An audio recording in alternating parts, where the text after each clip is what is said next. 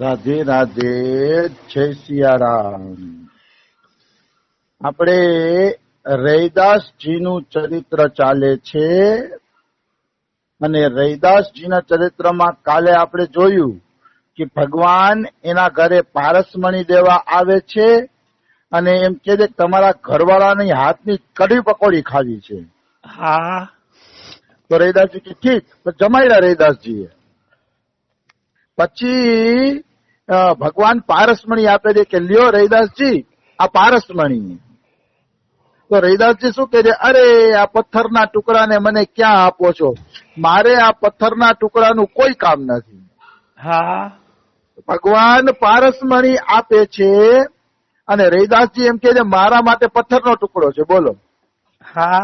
કેટલો વૈરાગ્ય કે એને પારસમણી પથ્થરનો ટુકડો દેખાય છે. નકર અત્યારે માણસને 500 ની નોટે કાગળિયો દેખાતી નથી. હા. એને નોટે 500 ની દેખાય છે.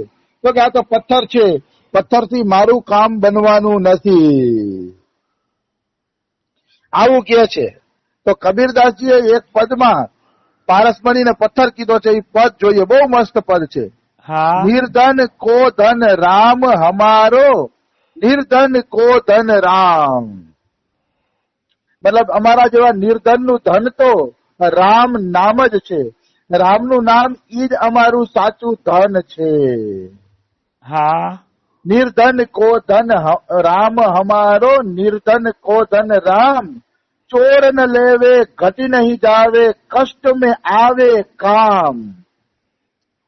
મતલબ આ જે અમારું નિર્ધન નું ધન છે ને રામ નામ, એને ચોર લૂંટી શકતું નથી.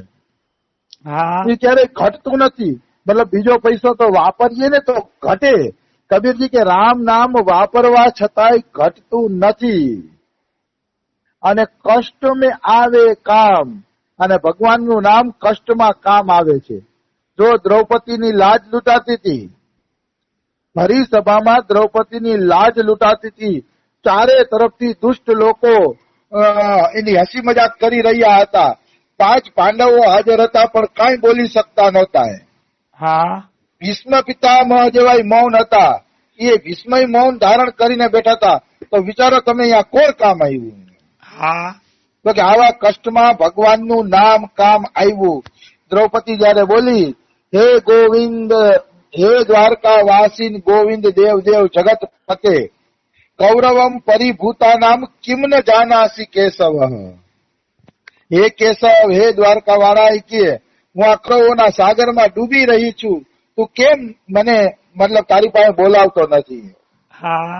કેમ તું મને કામ આવતો નથી? આટલું કીધું ને તો દ્વારકાથી કાનુડો ચીર પૂર્વ આવી ગયો એક જ ક્ષણની અંદર. હા. એટલે અહીંયા કબીરજી કે છે કષ્ટ में આવે કામ. કષ્ટમાં કેવલ ભગવાનનું નામ જ કામ આવશે. આપણે ખબર નથી તો અત્યારે આપણે જે સત્સંગ કરી રહ્યા છીએ એનું જે અનમોલ ભાથું તૈયાર થશે, એ ભાથું આપણે કષ્ટમાં કામ આવશે. હા. નિશ્ચિત કષ્ટમાં કામ આવશે, એમાં કોઈ એટલે કોઈ શંકા નથી. આ ભાતું જ એવું છે. પછી કે છે સોવત જાગત ઉઠત બેઠત જપો નિરંતર રામ. હા. કબીરજી કે છે હુતા બેસતા ઉઠતા નિરંતર રામ નામનો જપ કરો. કારણ કે જપ સિવાય મોટું સાધન કળિયુગમાં બીજું એકય નથી. હા. એટલે હુતા બેસતા ઉઠતા તમે રામ નામનો જપ કરો.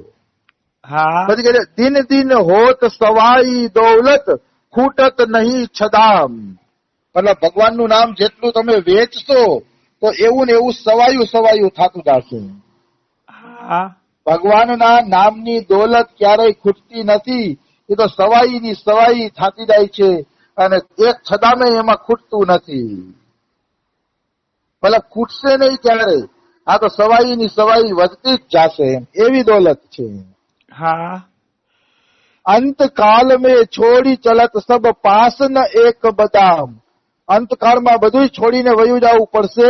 આપણી પાસે ફૂટી બદામે રહેવાની નથી. હા. આ બધું સત્ય છે. કબીરજીએ જે લખ્યું એ બધું સત્ય છે.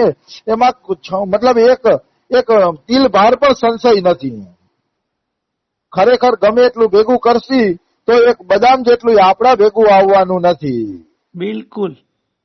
कहत कबीर ये धन के आगे पारस को क्या काम। કબીરજી કે રામ નામના ધન સામે આ પારસમણીનું શું કામ છે કે બેકાર છે, કઈ કામ નથી પારસમણીનું. હા આવી વસ્તુ છે. તો રૈદાસજીએ ના પાડી દીધી ભગવાનને કે ભાઈ મારે પારસમણી જોતો નથી. હા આવી વસ્તુ છે. શું કામ ન લીધું? તો કે ધનમાં અનેક અનર્થોનો નિવાસ છે. ધનમાં 14 અવગુણ છે. એટલે બહુ ધન પણ સારું નહીં, માપે માપે હોય, આપણું કામ રડે એટલું હોય એટલે ઘણું.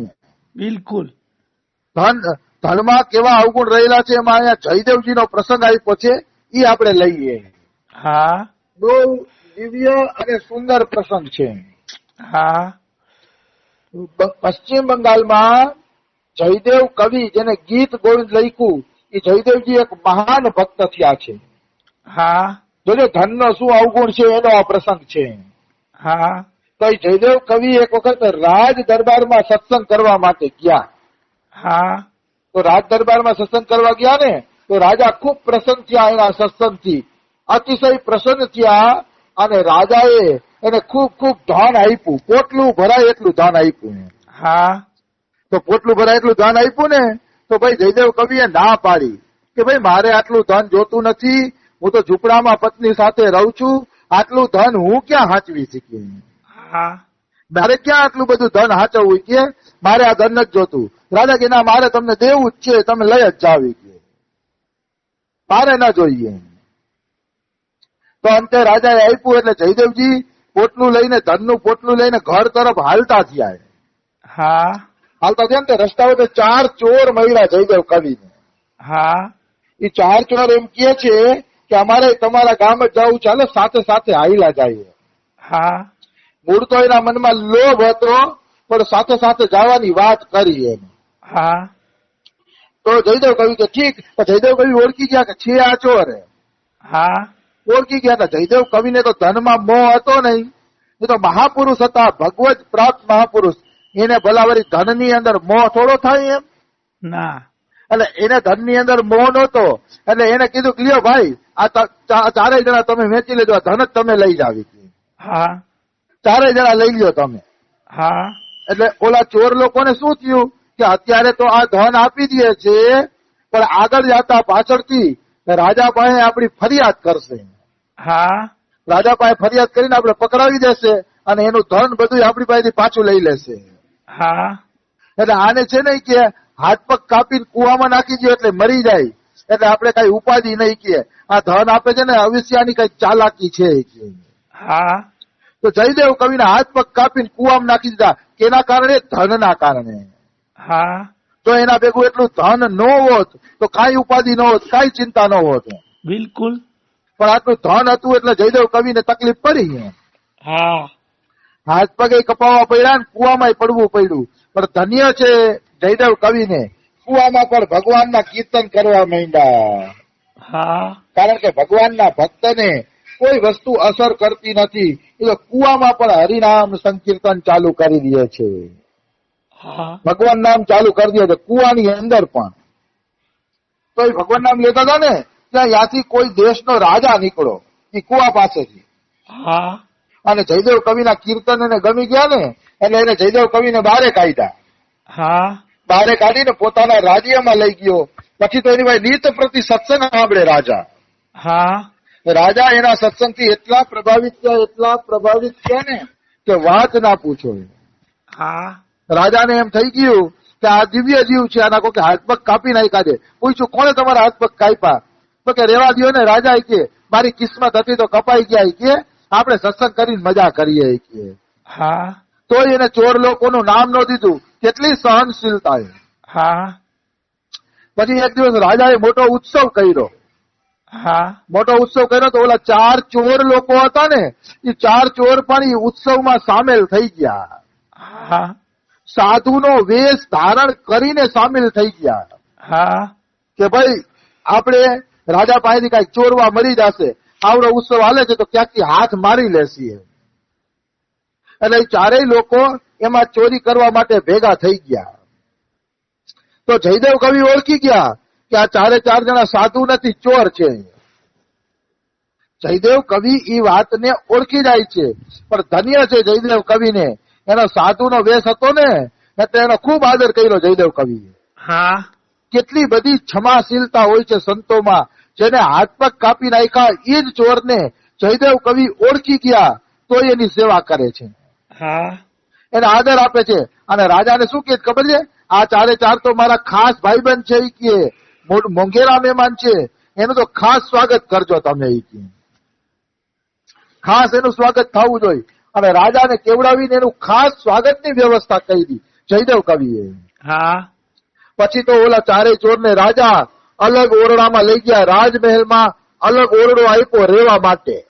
હા એ ઓરડામાં ચારેય ચોર રહેવા માંડ્યા. પણ ચારેય ચોર ફફડે, કારણ કે માણસને એનું પાપ ડરાવે.